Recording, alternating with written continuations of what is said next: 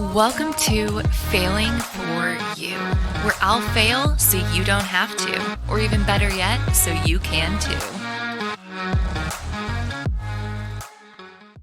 Hey everybody, welcome back to another episode of Failing for You. I have not one, but two guests with me here today. I cannot believe we got both of them in the room at the same time. They are two very busy, very important individuals. We have our guest Marc LeVine back, and he brought along Mary Kay Montville. Would you guys like to say hi? Yeah. Mary Well, Kay, you can hello. go first. Yeah, it's audio, so we're gonna have to say something for them to hear us. I think we were waiting for the audience to say hi. We'd have to wait a Yeah, long time. yeah, I need to get like a laugh track or something. Exactly. Well, hello. It's great to be here. Yes, we're so excited to have you. So, Marc, you knew Mary Kay and said we have to have her on. She will be great. Can you Absolutely. tell us why you thought that? Hmm. Well, I think it's important for closure because we've had talks about getting a job from the recruiter's perspective, from the employer's perspective. I think we need to take a look and see what happens at our colleges, universities, and trade schools that have career services Mhm. departments. And it just happens to be that Mary Kay had been for about 5 years the director of career services for the engineering department at Mhm. Syracuse University. That's how I got to know her. And I think, even going back, way back when, a lot of people really don't know very much about career services and what they offer. Mhm. Yeah. You come onto campus, you're a freshman, you don't get exposed to it probably until you declare a major, and that's junior year. And I think Mary Kay will enlighten us with what they can do before then. Maybe soon after they get onto campus. What services do they offer? So that's kind of why I thought she'd make for an interesting guest today. Yeah, absolutely. That's why I was pretty excited. So you two currently work together in the talent acquisition sector of Thermo Systems. Mary Kay, according to LinkedIn, you've been there almost a year now. Yeah. Has it been enjoyable? Have you liked it so far? It has been just wonderful. First of all, I'm so fortunate to have such a great position in a great organization, such a great company. And working with Mark is just, he is just a recruiter extraordinaire. And I have learned so much. Who do I make the check payable to? Oh, Mark, really, he's just great. And but Thank Thermo you. has such a great culture, and Hmm. it's something that I think everybody that joins Thermo, they just feel like they're part of this family. And um, like you said, I'm coming off of working at a college in the career center, and Yeah. uh, so my passion is to see especially young engineers get an opportunity to take their classroom study and apply it to industry. And Yeah. it's just so great. And yeah, so far so good, and I'm just so grateful. Wonderful. Yeah, it's really cool that you're now on the receiving end Yeah. of getting these kids rather than sending them out. You're now the final destination for some. Mhm. So I think that's super awesome. So I think you guys mentioned it, but it was Syracuse University you were at, Yes. and you went from the senior career advisor all the way up to the director of career services. So Mhm. somebody here is clearly good at every job that they do. Marc, just wait till she's your boss, or is she already your boss? It always works out that way for me because there's always smarter people around me than myself. You know, it's always good to surround yourself with smart people. So I'm excited, guys. If you haven't listened to Marc's episode yet, I think we called that one Career Advice from a Recruiter. Very good episode. Awesome backstory on Marc. You guys have to go listen to it. But for now, we're going to enjoy this episode and our second guest. So, Marc gave me some pretty interesting questions to talk about, but he also gave me a little bit of a background on where this whole idea of career services even started to begin with. Mhm. So, Marc, I read through the notes, but I think that you would tell the story better. So, can you give us like a 2 minute synopsis of why we even have career services and how this isn't a normal thing? Like, this is new. Well, Mary Kay could jump in at some point if I get it wrong. I don't know how much knowledge she has about the evolution of the thing. but I did that job for a while when I was out of college as well, and doing some research on it. Career services got started back in around the 1940s, and back then it was pretty much what you have in high school. You had career advisors, you had teachers, you had faculty and staff that would meet with you and help you decide on what career you wanted and how to put together a resume. Then it moved on to something more than that. I guess in the 60s and 70s, when it became a little bit more recognizable, it became more of a counseling and consulting kind of an operation, where you would go and sit with somebody with more experience than your professor or your teacher, and they would be able to help guide you. There were some assessments that you could take, Yeah. and you could kind of determine, or as this assessments usually say, suggest what it is that you should do. And it kind of ended there, but also shortly after that, there was the GI Bill, and there was service people coming back, and of course their main interest was getting a job. Yeah. So I think the college placement piece got in. It became more of, well, let's do more than just talk to people and counsel them. Let's get them set up to get a job. Yeah. And I think back then a lot of that was probably just putting a resume together and going through interview prep. I don't know in the early stages if there was that much of the relationship building between employers and colleges.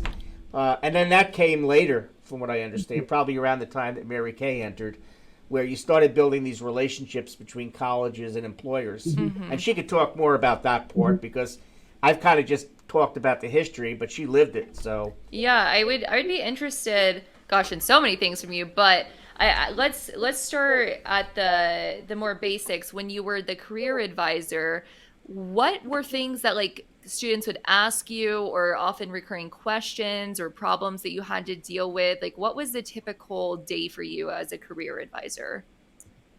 So, um, in working in the Career Center, they have it already set up that, especially the College of Engineering and Computer Science, they took a lot of time to have a phenomenal program for Mm-hmm. freshmen entering the college, where they were assigned a career advisor and a success advisor. And a success advisor is different than career advisor, because success advisor keeps them healthy, on the right track, make sure they're picking out the right classes. Mm-hmm. Career advisor is not a requirement for the student to meet with a career advisor. However, it is so important for the career advisors. We were trained and taught, reach out to these freshmen, get to know them. Mm-hmm. And so we would reach out the summer before they joined in the fall as a freshman and Wow. say, hey, come and see me when you get to campus. Let's start this relationship as we continue on for your 4 years here at Syracuse University. Mm-hmm. So, in doing that, it's up to them to reach out to us. And they do. They set up an appointment, they come in, and when they're freshmen, they say, I don't know what I want to do yet. I don't know how to do a resume. And we say, sit down. Let's talk about this. Let's look at what you have now on the resume. Let's enhance it. And we start to build that relationship so that we can get them 1 to 2 years, now an internship, and full-time job. So we Yeah, stay with them for the 4 years that they are in that college. It is so that's awesome. important for these students to take advantage of the Career Center. Yeah. However, they don't know much about it, and they're busy. The engineering students are really busy. And so Yeah. we yeah. are making the noise. We are sending out emails. Come see us. We've got pizza. Soft skills. So soft skills, career advising, we can go through a format of a resume. We can go through what you is important on a resume. But the bigger picture is, who are you? Mm-hmm. What do you want to do after college? Yeah. Have you joined activities on the university? Are you in student organizations? Add these things to your resume, show your personality, because you're an engineering student. So you have the ability to learn any job pretty much. Yeah. But do you have the ability to be a team player, take direction, grow with the company to be a leader someday?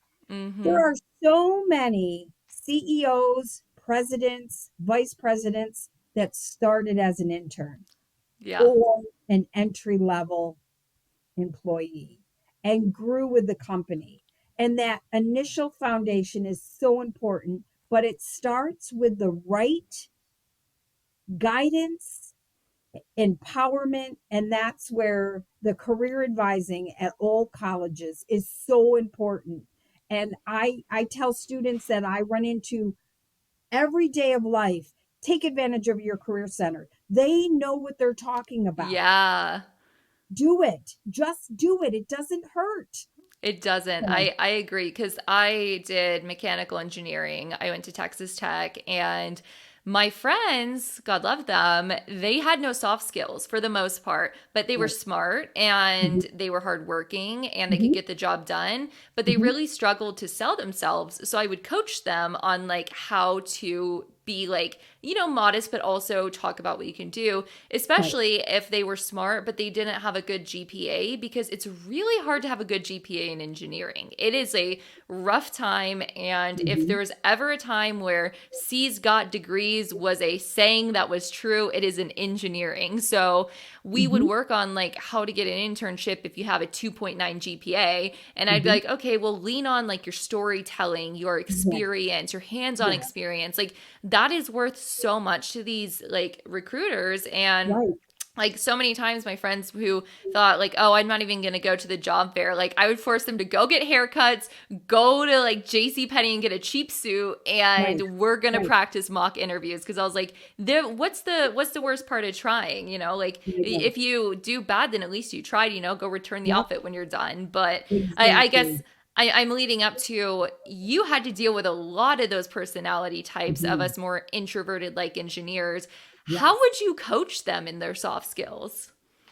Well, so, you know, everybody's different and everybody has a different personality. And Mm-hmm. I would try to talk to them. And my first question when I would sit down is I would say to them, you came to college. Where do you want to be? Yeah. What is your final goal? And then they would tell me like, oh, I want to do this, or and then so then I kind of get a feel for the personality. Mm-hmm. There are different types of engineers. There are engineers that are head down productivity engineers, which are Mm-hmm. so important. Yeah. And there's other engineers that are on the front line. They have to have a super great personality, maybe even like some sales skills, Yeah. very professional image. So there's different traits and characteristics. There's a job for everybody. Mm-hmm. Once you kind of get a feel for the student and what their goal is, or what they think their goal is, then I say, tell me a story. Tell me Yeah. something about why you picked engineering.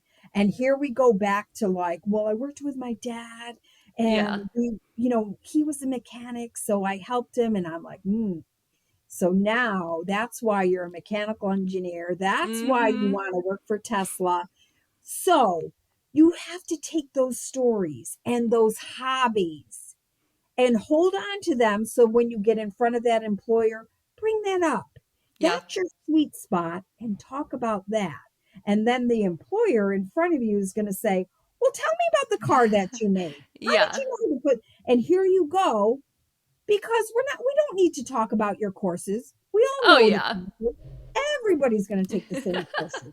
But what sets you apart? Why are Mm-hmm. you different? So I try to spend some time with them to get them to talk about their personality and their past and why they chose engineering, Mm-hmm. and be able to share a story in front of an employer. Yeah. The other key thing I tell them, put that on your cover letter. Put why Yes. you want to talk to Tesla, because your dad was a mechanic and you always worked with your dad, and you feel that that's the industry you want to be in. They want to Yeah. hear that. I feel And like we don't want to do cover letters often because we're lazy, but the fact you're emphasizing them, I think they are so important. they're so important because cover letters, and I tell them, keep it short and sweet. Just tell them why you chose their company. What Yeah. was it about their website, their project, their location? What is your connection? Put that in your cover letter, and that's your first step in the door.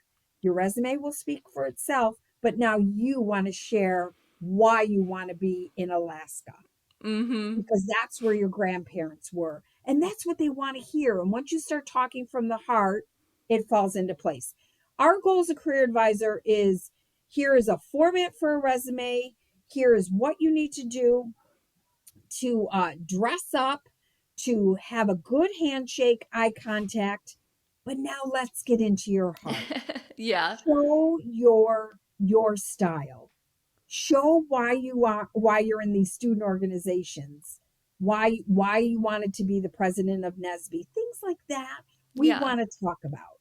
Absolutely. I love that too because for me, like I loved the job fair. Like that was my favorite event of the year. Like I got so excited because Texas Tech had a pretty good engineering program and they were well networked. So our job fairs would have, hundreds of booths of different Mhm, people to talk to. mhm. So I'd get so excited because I love interviewing and I love Right. like that showcase moment of Yes.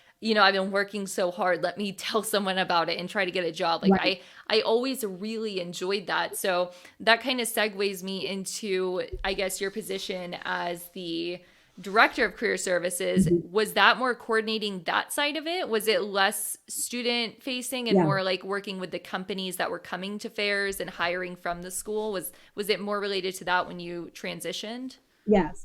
So when I transitioned, I had three career advisors under me, and so my role as the director is to really develop more activities in the center in the Mm-hmm. college, meaning getting more employers on campus, Yeah. getting more events, going into the classroom. And here's the key: when you contact an alumni that graduated 2 years ago and is currently working for, let's say Google, Mm-hmm.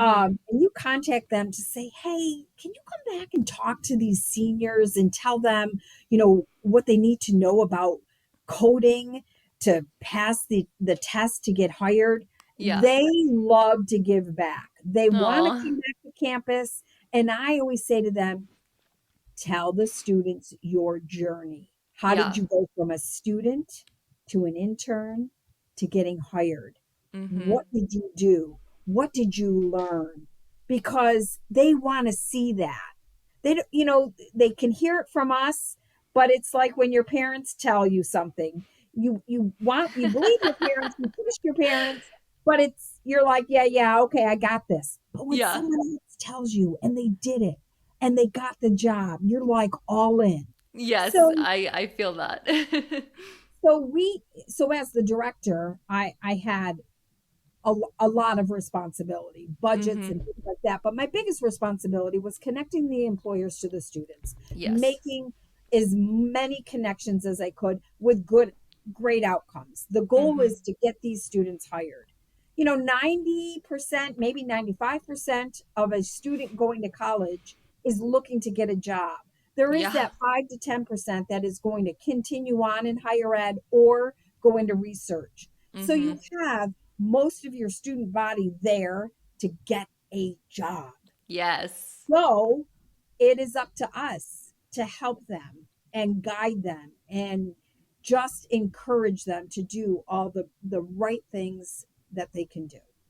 And I feel like the benefits of what you do is more than obvious when we're talking about it, but sometimes I feel like students, especially engineers, can be a bit shy and introverted and struggle to go and reach out. So the fact that you said earlier that you guys would be reaching out to them and Yeah. luring them in with pizza, man, do I remember how many things we would do just to get free dinner at school. I Like we know. would go to any student event. If there was a free t-shirt or free food, we were there. So Right. it's like we could be like fully uninterested in the organization, but if there was going to be pizza, absolutely we were there. And then half the time you meet people that are cool, you make connections, and it's like, Yeah. okay, I got a Yeah. little more than pizza tonight. But Yeah. Yeah. I I have a question. So something that I've been asked when I've gone on a couple of podcasts recently is this whole idea of employers are feeling very disconnected from Gen Z. So, like, I'm 24, so I'm barely in Gen Z, but I'm still kind of in it. And they're really struggling to hire young people or retain them when they do. But you are kind of in around that age group Mhm. and working with employers to get around that age group. Do Mhm. you have advice for employers that are looking to hire like kids right out of college and kind of the newer generations? Um, I never I, know how to answer when they ask me. I'm like, I don't know. I'm one person. How can I speak for all of my generation? Like, I don't like to generalize, but they think there's this magic answer. So I'm just curious if you happen to have it because I don't. so I think the generation, they are looking for, how can I make a difference in this company? Mm-hmm. Like, and when, even when they interview or pre-screen, I always say to them, what is the direction? This is an Mm-hmm. entry level job, but where do you see yourself? And they're ready. They are on the move. They are going to climb these mountains. They are going to make a difference. And I think we have to, as a culture, as an employer, embrace this. These Yes. are our future leaders. And I think we have to make sure that we have a very specific career path. Mm-hmm. And I think we need to make sure that there's a mentorship program where there's somebody that is there to help and guide and answer questions, that is not the supervisor, Yeah. the buddy, to keep them on track. But um, in working in the university, these employers were on and they were making offers. When you're coming out of college, you want that opportunity, and now Absolutely. you're weighing out the benefits, the pay, all these other things. But as an employer, we need to take a step back. What do we have to offer these entry levels? Mm-hmm.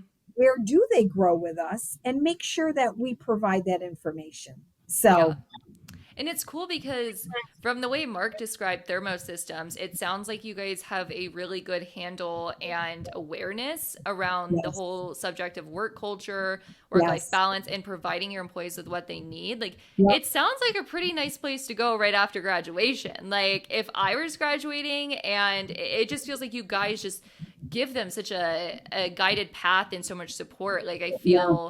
I feel like I wish there was a way to copy and paste your model and let everybody use it because you're doing something right. And We I are think it's doing really it right. cool. But I believe it's because the heart starts at the top. Mm-hmm. When there's a strong heart in the leadership at the top, that heart trickles down to the next level, and you feel the heart at Thermo. And the Mm-hmm. heart is what keeps us employees going. Yeah. There are tough days, there are good days, there are bad days in any job, in Oh yeah. anything that you're doing. You're dealing with customers and clients, trying to keep everybody happy, but hold on to your heart. It's okay. Yeah. And that's what's at Thermo, is the care that your boss does care. Mm-hmm. And it starts at the top, and I am so thankful for our leadership at the top to trickle down that heart. And that, when I'm hiring now, these interns and these entry level engineers that I just love and adore, this part where I can say, dress up. Even though you're going to be on a Teams call, Yeah. feel powerful, feel confident. You don't have a lot else to give, but Yeah. give yourself the credit that you are game on, and let the rest talk through it. And they're like, okay, okay. But it I love works. that. It works. And So yeah, so Thermo's a great company, but there are a lot of great companies out there, and these college kids and entry level engineers and interns need to really take advantage of this, as well as this is a time to travel, to see other locations. At Thermo, Yeah. we do ask, are you open to travel? So maybe you're going to be in one location at one time. Take advantage of going to the West Coast for the next project. Do it Yeah. now while you can. Yeah. So, I love that. Well, so, yeah. a question I have that I feel very near and dear to my heart is, so, I mean, Mark went through and talked about work life balance and how you guys achieve that. But there's something I've noticed amongst a lot of friends and colleagues that are near my age, and it's sort of around the idea of burnout. So, you can get burned out many ways. Sometimes it's because you really are being worked to death, and other times it's because you just can't stop stressing about your job after work. Even when your work hours are done, you continue to stress and it's just eating you alive, even though you may not need to stress about it after hours. Do you notice this sometimes amongst your new grads that they struggle with, separating like their emotions from work? Because we want them to care and be involved, but do you have any advice for them that like how to take it a little lighter and like keep your priorities straight and that like it's okay to not worry about work constantly, if that makes sense? Yeah, yeah. I think too that's part of, I can only speak for Thermo at this time. Mm-hmm. It's part of our thermal culture where our supervisors are put through training and expertise to be able to say to the new hires, keep me posted, let me Yeah. know, don't feel overwhelmed, come and talk to me. And they start that relationship right when they get hired so that Mm-hmm. they are comfortable. And if they are really stressed out and really having a bad day, they can easily share that. Yeah. And that's where it's like downtime. But now wellness is a huge initiative. So a Yeah. lot of people work out, they take care of themselves, and that work life balance, then go for the walk or go take a run and clear Mm-hmm. your mind. And I know even myself, I have to make sure that I'm brain healthy, where I have a lot going on. Me Work too. the work life balance, Yeah. we all do, but take that 10 minutes to just walk it off, breathe, and come back. Mm-hmm. So I think the biggest thing with burnout is I always feel that if you get burned out, you got to get on a better relationship with your supervisor. Yeah. And sometimes our supervisors will notice that, oh my goodness, hey, take the afternoon off. Go Yeah. have you time. So those are the things before it gets to the bad burnout. But Yeah. really, really develop that relationship with your supervisor. I love that that's such an initiative for you guys because Yeah. I feel very lucky at my job. Like I tell people all the time like I couldn't have dreamed up a better scenario. Like the work I do is really cool, but my team is what makes my job so enjoyable. Like I know. this is the first time ever in my life I don't feel stressed out about work. Like I feel more stressed about my hobbies than I do about work. And like the other day my boss noticed in our like weekly meeting, he was like, "Hey, like you seem kind of disappointed about last week. Like are you cool? Like, do you want to talk about it?" And I'm like, I've never had a boss that like picks up on my emotions and then asks me about it and then checks in on me. Like, and then once a month, our department of like 8 or 9 people will all meet with our director. Mhm. And shout out to Dan.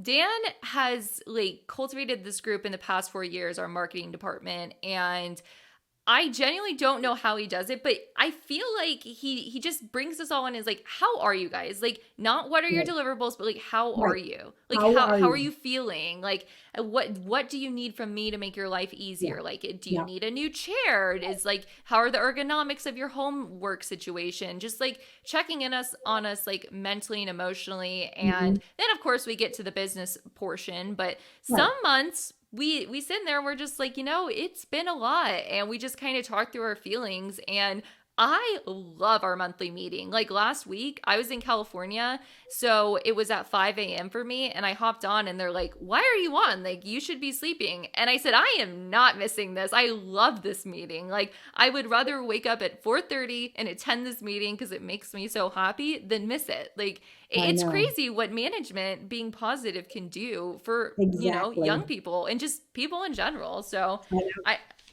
I love that you guys are also taking that initiative so strong. Yes. Yes. So I want to get into, let's see. Mark gave us some questions. So I was looking over his question list. The theme of failing for you is this idea that, we all have these awesome successes and things that we do, but I feel like a lot of times we don't normalize the failures as a step to get there. Because for me, I fail constantly, but that means I'm also learning constantly. So I'm curious, in your role, have you ever witnessed either a student or a situation that you handled that felt like a failure but eventually turned out to be a success? Like maybe someone was having a really hard time with getting a job or an internship, and you had to coach them, recorrect them, or something along those lines. Um, Or maybe even yeah, changing your approach, like something like that. yeah. So, there was a time when a student engineer interviewed for a job, and I wasn't present the day of the interview.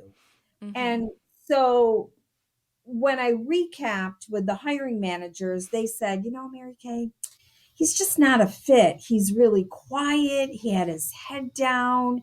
He didn't really talk a lot. And yeah, so we're going to move on and look at other candidates. And I thought, Mm-hmm. hmm, oh, okay. Well, I said, give me one more chance with this student who Yeah. I knew and I worked with to get to the interview. I just wasn't there that day that he physically came into interview. Mm-hmm. So I called him up and I said, "Are you not interested?" And he said, "No, I really want the job." I said, "But you know what? You didn't show any excitement. You didn't ask any questions. You didn't, make eye contact." And he Yeah. said, "I'm just shy." And I said, Oh, that's so cute. "I know." And I said, "I get that, but you got to be prepared and Yeah. you got to turn your nervousness into good energy and Mm-hmm. push yourself to get through it." So I went back to the hiring managers and I said, "Can we bring him back in for an interview? Yeah. I I need you to understand a shy personality is not going to interview well, but don't disqualify that. There Mm-hmm. could be a lack of confidence. It could come from how he was raised, but he deserves a chance. You need to know his personality, navigate around it." And they said, "Okay, okay." And he came back in, suit, shoulders back, and I said, "Now show yourself. Don't be shy right now. This is your time." And he got the offer. Oh my goodness. I feel like having you in their corner is just Yeah. like the best thing on earth. Like, Well, that is so there's cool. again, this is where there's a job for everybody. A Mm-hmm. shy person who's inexperienced, they may grow out of that, but Yeah. give them the chance. He's not going to start off on the front line. No. The job that he was applying for was a a designer. He was going to Mm-hmm. be at a desk. He was going to have manners and be able to work with other people in the department. But being shy won't take him the rest. So he deserved that chance, and I was so grateful.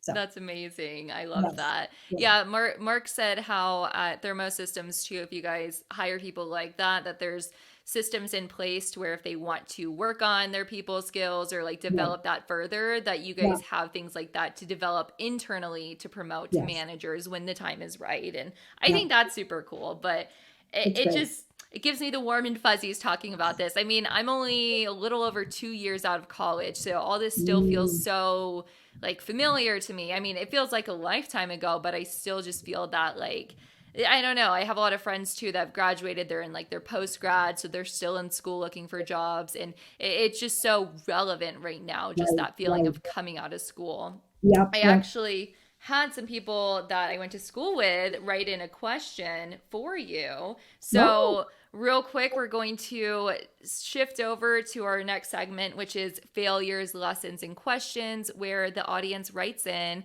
and can ask either me or the guest, a question or tell us about a failure they had. And I think that this question is actually really good. It's kind of a two-part one, but he said, let's see, how do I phrase this correctly? Is it okay, or what is suggested between staying at a company for 20 plus years and working your way up, or jumping around companies and work your way up the food chain that way? So he's saying, will you have more success staying at one place for a long time, or getting experience trying a different company until you find the right fit? Because I see that amongst my age group a lot, that we change jobs pretty often. And I think that's Mhm. something very stressful for employers. So he's asking from a young person's perspective, new in the field, kind of like, are you better off sticking it out? Or if it's not working, should you try something else? I I think this is on a case to case basis. I think it depends on the person, the job. Um, maybe the first 5 years they've learned so much, and um, they're at the current company. There isn't room for the next step. Mm hmm. Um, so maybe they're going to look at another company, but then there's other places where people stay and grow with the company, and I think this is so personal. This is, where is your comfort zone in Mm your hmm. career? To change careers and change jobs every 3 to 4 years is not easy. There's a No. learning curve. There's sometimes starting back over, and but um, it really depends on your own aspirations. Yeah. And I don't think there's a right or wrong answer to this. I think it's a deep personal question of, what are you looking for and what makes you happy? And Yeah. is the company making you happy in your job and in your work environment? Like, and some people stay 20, 30 years because they wouldn't even think to leave. Yeah. Everything just, it works. And there's others that are like, I I'm looking. So I think Yeah. I think it's personal. I don't think there's a right or wrong answer to that. I also think it's almost less about, I think it's two parts for me. I think it's really on the company to provide a transparent, path of progression Mhm. through their experience there, providing a decent enough workplace. Like nothing's perfect, but at least Right, attempt to have a decent work culture. right.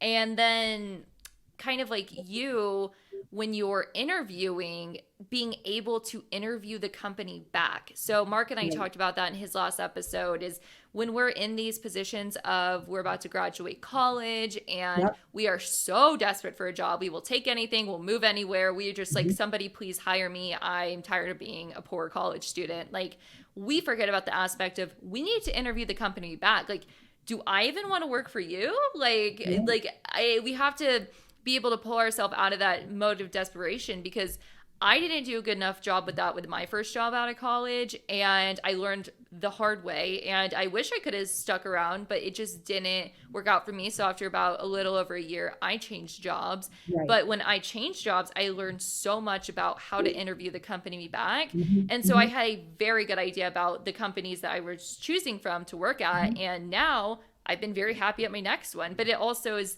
it's really dependent on like your situation and if you Exactly. have the flexibility to be picky. So Right. I think Right. that that's important.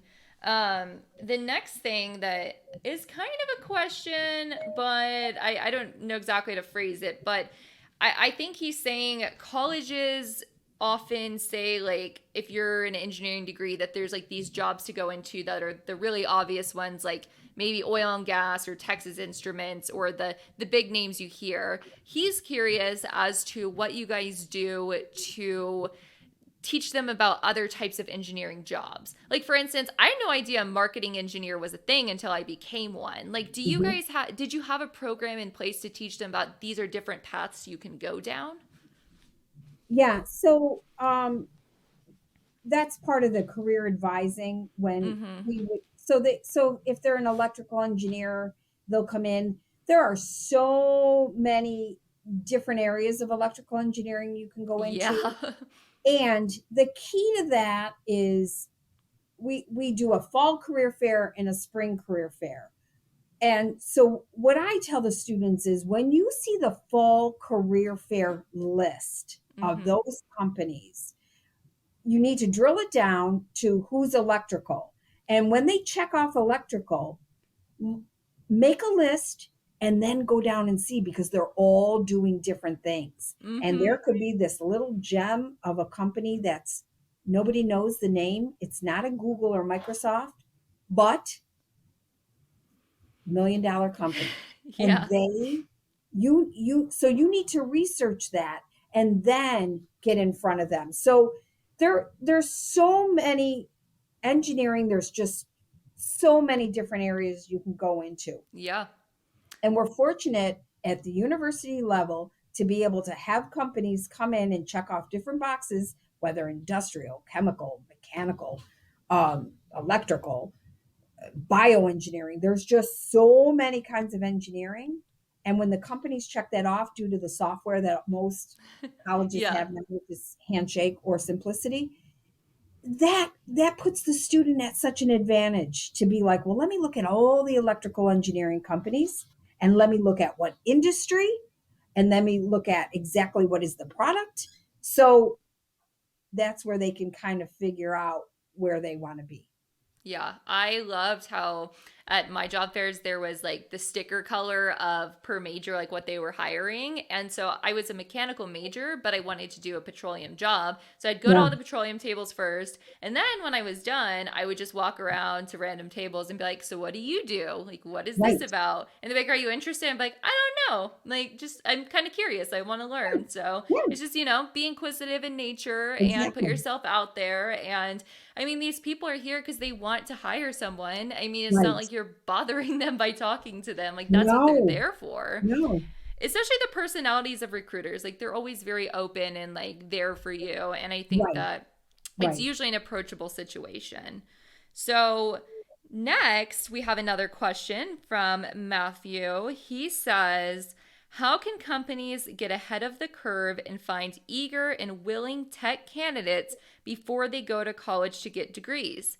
Many will do great with certificates, but they are all convinced, in parentheses, by parents and media, that they need full degrees to function. Is high school too soon to start targeting people, or at what point should companies start intervening to recruit?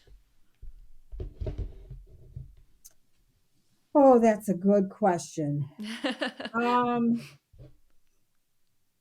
so companies, there's a lot of companies that get involved in even at the middle school Wow. where they invite, they'll have a day in the life of an engineer where the school bus will drop them off at the company and they go into the large conference room and different engineers will come in where I've seen where they've done the old drop the egg and just to try to get the Yeah. wheels turning on engineering and do different projects and listen to the engineers and I think middle school like Mm-hmm. start the engineering talk going on whether engineers go into the school, or again, like I said, welcome students to come into your facility. Mm-hmm. Um, yeah, I know even on the college level that even, the engineering school at Syracuse University, they get so involved in the city school district. where these engineer students are going into the middle schools and some elementary schools and Yeah. talking about engineering at a very, very low level where the kids will understand. But you gotta start the talking now. Mm-hmm. I know a long time ago, when I was in high school, physics was when you were a senior. And I Yeah. always thought, well, when you're a senior, you kind of already know what you're going to do after graduation. Are you going to college? Are you going to get a job? Are you going to go to trade school? And I always said, you got to move physics down to like ninth grade. Is Yeah. that where somebody clicks with physics and then pursue? So, um, I don't know. I think the answer to the question is as early as you can start to really get these kids thinking about it as Yeah. as as best you can.